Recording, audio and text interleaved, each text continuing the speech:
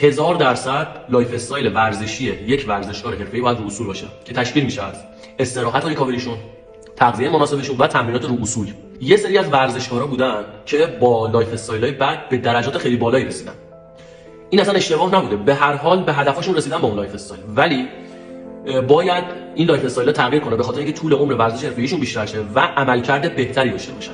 برای تغییر دادن لایف استایل شما باید خیلی شمرده و از یه سری تکنیک‌های خاص استفاده کنید. نباید یهو زندگی تغییر کنه. بازیکن‌ها عادت دارن به یه سری چیزها که شاید از نظر ما اشتباه باشه، ولی ذهن اون آدمو ریکاوری میکنه.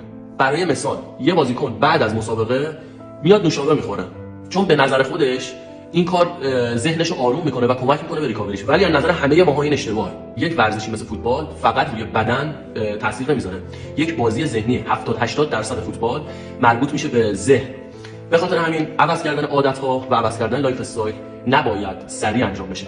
تغییر دادن ناگهانی لایف استایل ریسک آسیبو میبره بالا. یعنی شما از بچگی تا مثلا 30 سالگی یه جوری زندگی کردید که یهو توی 31 سالگی نمیتونید تغییرش بدید. باید مغز شما آمادگی تغییرات رو داشته باشه توی ورزش حرفه‌ای.